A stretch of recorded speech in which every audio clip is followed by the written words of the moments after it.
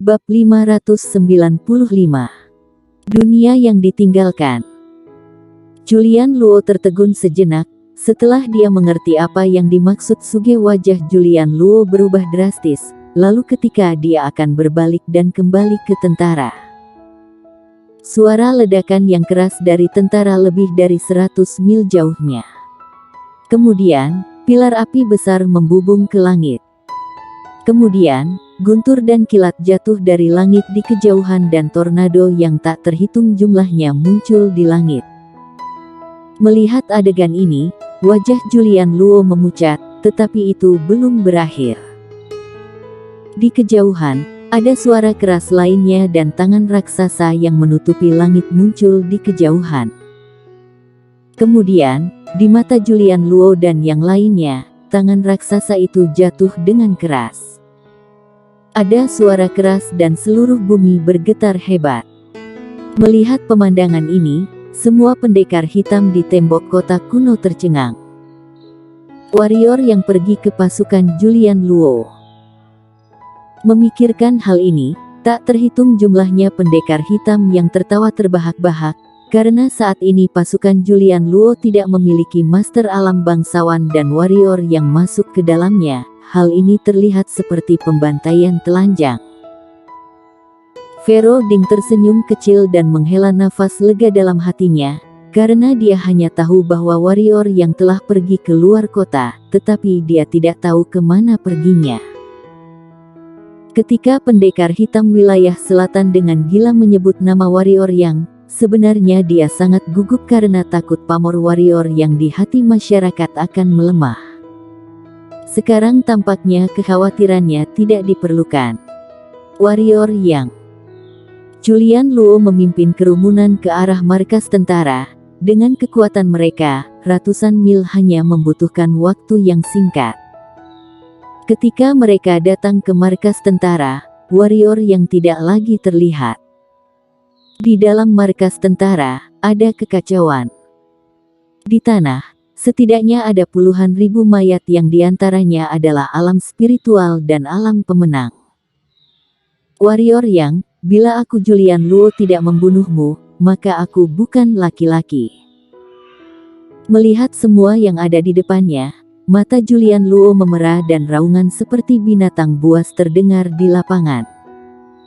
Pada saat ini, Hans dan yang lainnya muncul di lapangan.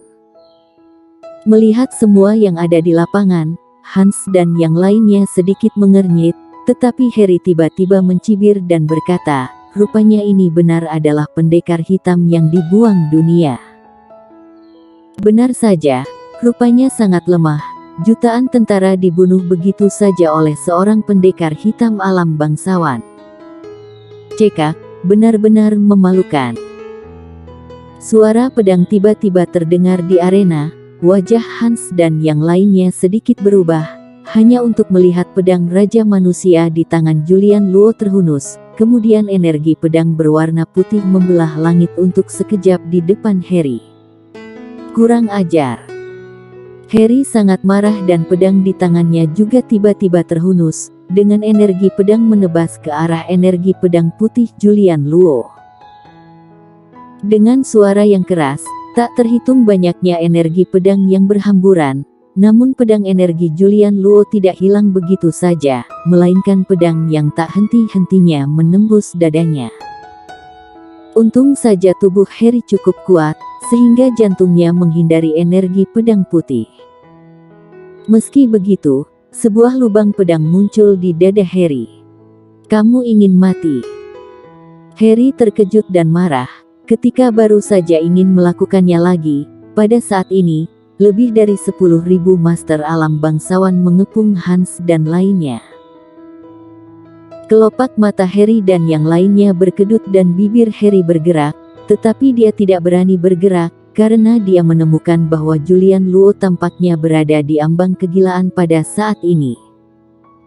Julian Luo, apa yang ingin kamu lakukan? Hans berkata dengan sungguh-sungguh. Setelah serangan Julian Luo, dia tahu bahwa dia telah meremehkan Raja Manusia. Dia sangat percaya diri, Tetapi jika Julian Luo ini benar-benar gila ingin membunuh mereka, mengandalkan tentara di sekitarnya dan Julian Luo ini, bahkan jika mereka dapat melarikan diri, setidaknya beberapa dari mereka akan mati di sini.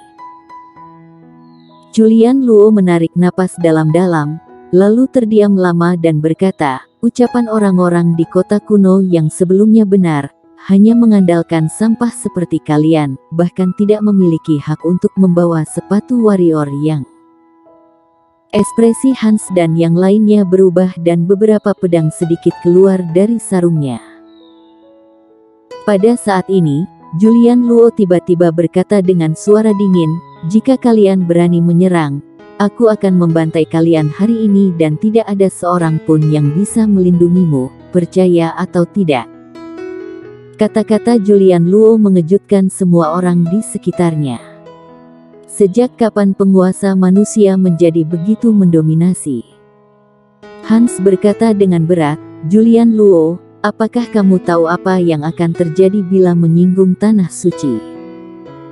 Julian Luo mencibir dan berkata, apa yang terjadi? Kamu sedang membicarakan tentang apa yang akan terjadi bila menyinggung tanah suci. Sejujurnya, aku masih menghormati tanah suci kalian itu, tapi aku tidak menyangka bahwa orang-orang yang keluar dari tanah suci semuanya adalah orang-orang sombong.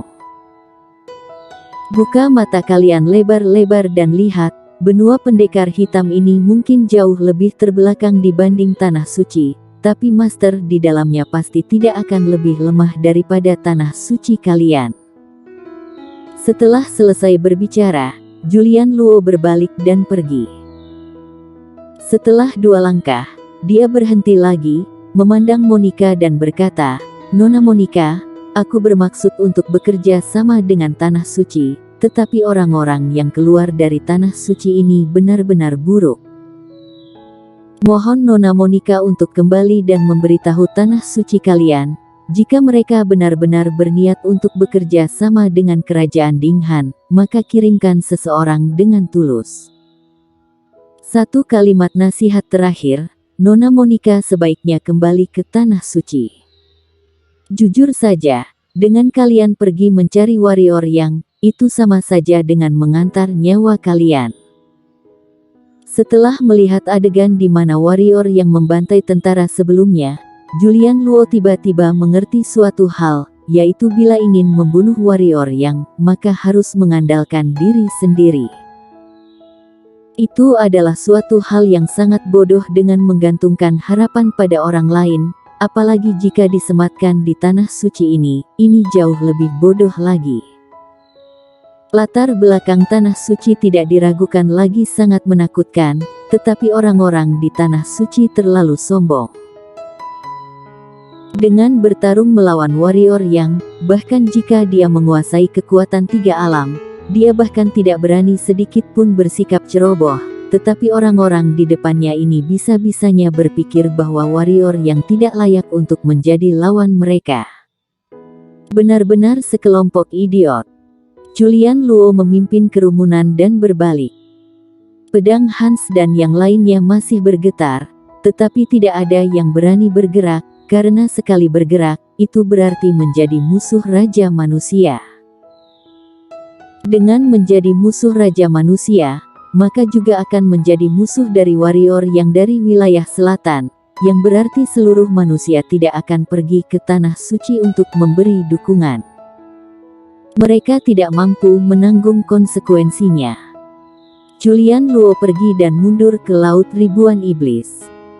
Penguasa manusia, mengapa kita tidak menyerang?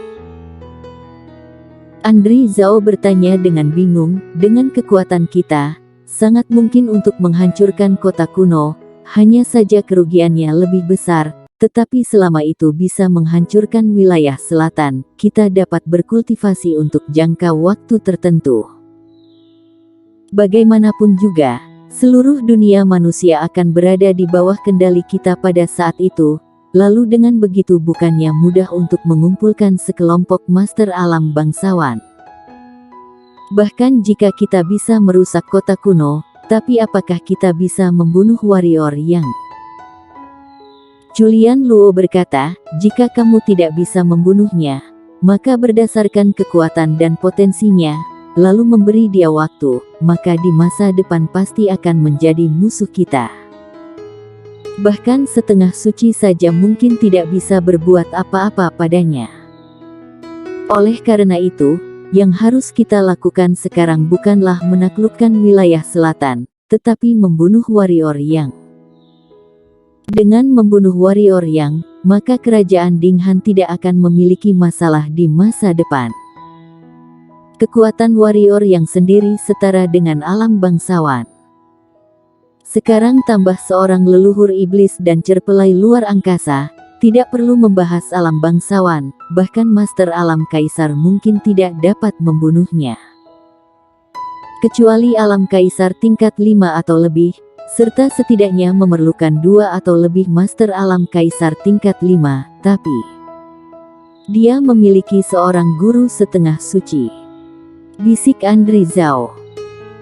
Julian Luo terdiam beberapa saat, lalu berkata, Tuan Suge, jika kerajaan Dinghan bekerja sama sepenuhnya denganmu, berapa banyak orang seperti leluhur mayat yang dapat kamu bangunkan? Tubuh Suge sedikit gemetar dan berkata, penguasa manusia, tindakan ini benar-benar. Tolong pikir ulang penguasa manusia. Dengan warrior yang tidak mati, barulah melukai surga. Tuan Suge, maaf sudah merepotkan, seberapa banyak yang bisa kamu bangun, maka bangunkan mereka semua. Kata Julian Luo dengan suara yang dalam.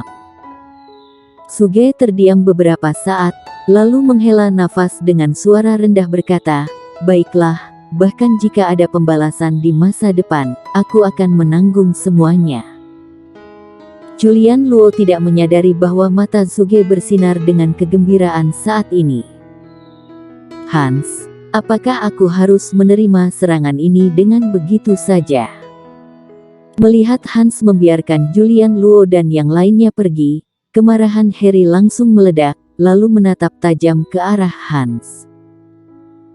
Hans melirik Harry dan berkata, apakah menurut kamu beberapa dari kita benar-benar dapat bersaing dengan lebih dari 10.000 master alam bangsawan dan 1 juta tentara? Aku tidak percaya dia benar-benar berani menyerang kita. Harry berkata dengan jijik. Lisa menggelengkan kepalanya dan berkata, Harry, tahan amarahmu. Lagi pula Julian Luo juga seorang raja manusia. Dengan kamu menghinanya seperti itu sebelumnya, bagaimana dia bisa tahan? Kelinci saja bisa menggigit bila sudah terpojokkan, apalagi seorang raja manusia yang memegang 1 juta tentara. Serta, dia tidak selemah yang kamu kira.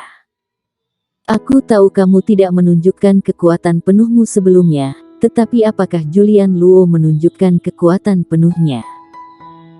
Lisa, kenapa kamu dan adikmu selalu menjelekkan nama baik kelompokmu sendiri? Kata Harry tidak puas. Lisa benar. Pada saat ini, seorang pria di antara 5 orang yang belum pernah berbicara sebelumnya tiba-tiba berkata, orang-orang di dunia yang ditinggalkan ini tidak selemah yang kita kira. Hayden benar. Pria di samping pria yang sebelumnya diam juga mengangguk dan berkata, Harry, Hans, singkirkan penghinaan kalian. Julian Luo bisa sebegitu was-was pada warrior Yang, maka itu jelas bukan sosok yang mudah untuk dihadapi. Jika kalian ceroboh, berhati-hati kalian akan terkena akibatnya. Pria bernama Jianxin melirik pria yang berbicara dan berkata, Hito, apakah kamu menyadarinya juga? Hito melirik ke tanah dan berkata, kalian lihat tanah ini yang sudah berumur, tetapi masih ada jiwa pedang yang begitu sengit di sini. Jika yang aku tebak benar, maka ini pasti peninggalan warrior Yang. Dilihat dari jiwa pedang ini saja, kekuatan orang ini pasti tidak lemah, bahkan jika lebih lemah dariku, jaraknya pasti tidak jauh. Harry, Hans dan Lisa terdiam ketika mereka mendengar keduanya berbicara. Kali ini, Meskipun Hans adalah pemimpin, tetapi mereka tidak berani mengabaikan dua orang di depan mereka, karena jika bukan karena dua orang yang tidak pandai berbicara dan tidak suka berbicara, pemimpinnya pasti merupakan salah satu dari mereka berdua. Ini jauh lebih baik, karena dengan begitu barulah menarik. Jika dia terlalu lemah, bukankah itu membosankan? Kata Hans. Kalimat ini juga aku berikan padamu, aku juga berharap kamu tidak terlalu lemah, jika tidak, itu akan sangat membosankan. Pada saat ini, seorang pria muncul di depan beberapa orang, di sebelah kiri pria itu ada skeleton dan di bahu pria itu ada macan tutul ungu. Bersambung.